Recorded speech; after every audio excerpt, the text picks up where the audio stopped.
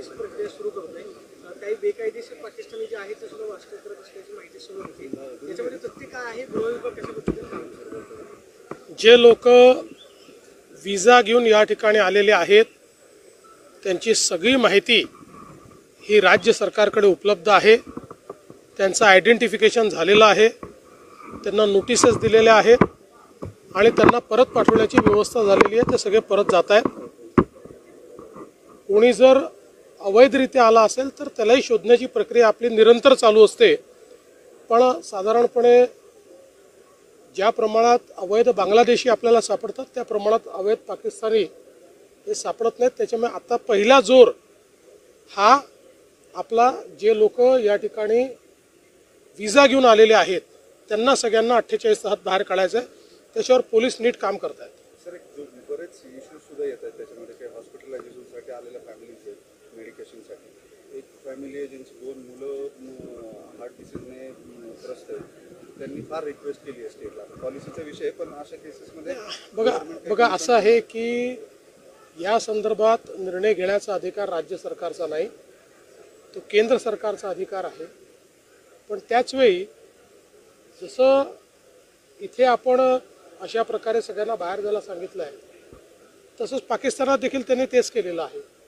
त्याच्यामुळे मला असं वाटतं की ठीक आहे, मानवतेच्या दृष्टिकोनातनं कोणाच्याबद्दल काय सिंपती असेल ती असतेच आपली. पण शेवटी जेव्हा देशाच्या सुरक्षिततेचा आणि देशाच्या अस्मितेचा विषय येतो त्यावेळी काही कडक निर्णय देखील घ्यावे लागतात. खरं म्हणजे पाकिस्तानच्या सरकारलाही समजलं पाहिजे की त्यांची निर्भरता भारतावर आहे आणि ज्या प्रकारे आतंकवादाला ते समर्थन देतात, मानवतेचा एक प्रकारे जे ते खून करतात, मला असं वाटतं आज जगातला कुठलाही देश पाकिस्तानसोबत उघडपणे उभा राहू शकत नाही. ही पाकिस्तानची परिस्थिती. पाकिस्तानच्या मंत्र्यांनी पंतप्रधानांना शिवीगाळ केली. ते उघडपणे धमकी देतात की आमच्याकडे न्यूक्लिअर बॉम्ब आहे. खायला पैसे नाही, कशाचा न्यूक्लिअर बॉम्ब सांगतात?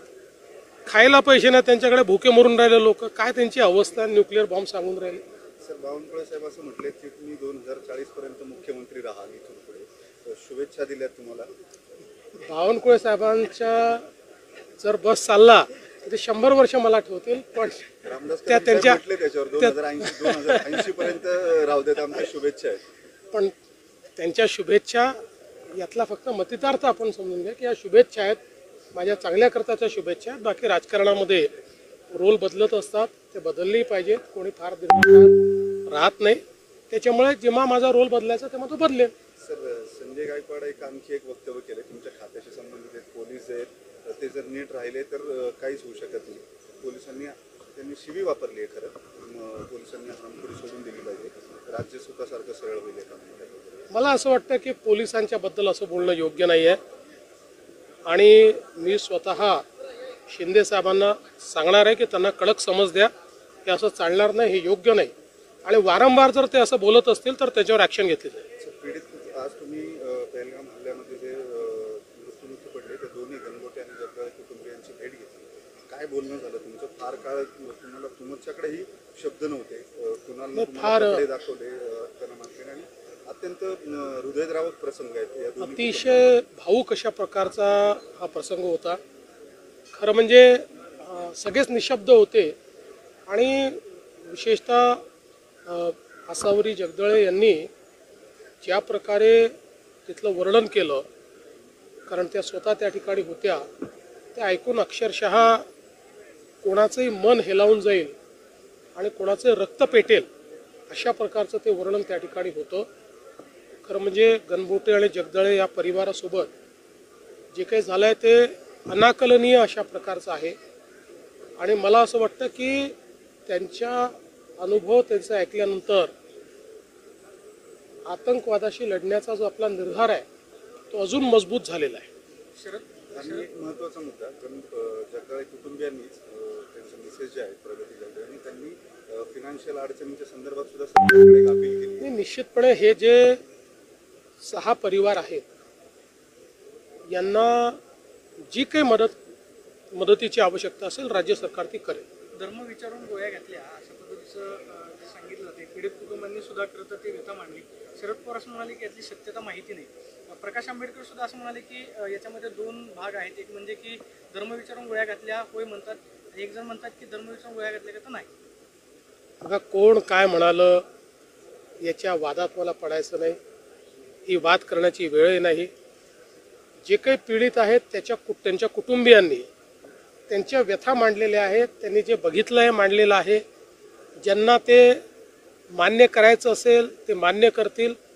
ज्यांना डोळे उघडे ठेवूनही झोपेचं सोंग घ्यायचं असेल ते झोपेचं सोंग घेतील. मी दोघांची वक्तव्य ऐकलेली नाहीत, त्यामुळे दोघांवरही कमेंट करणार नाही. सिंधू कराराचा एक मुद्दा होता. पण पाणी अडवणार कसं असा एक प्रश्न विचारला जातो. असं आहे की सिंधू करार मोडल्यानंतर खरं म्हणजे 3-4 योजना या ऑलरेडी त्या ठिकाणी सुरू आहे आणि पाणी काही एका दिवसात अडतं असं कोणाचा त्या ठिकाणी बाळबोध समज नाही आहे.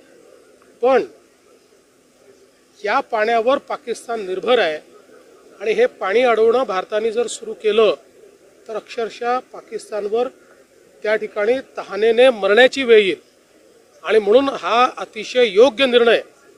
अशा प्रकारची जागा दाखवावी लागते. ती जागा दाखवण्याचा निर्णय आहे. आता आपल्या इथे काही लोक असे आहेत की प्रत्येक गोष्टीत त्यांना प्रश्नचिन्ह निर्माण करायचे आहे. देशाच्या प्रती त्यांना काही वाटतच नाही. मला अशा लोकांची कीव येते. मी त्यांच्यावर काही मला राग येत नाही, कीव येते. सर्जिकल स्ट्राईक फ्री होणार का? घेतली आता काँग्रेस राहणार की नाही जिल्ह्यात? काँग्रेस स्वतःला शिल्लक ठेवत नाहीये.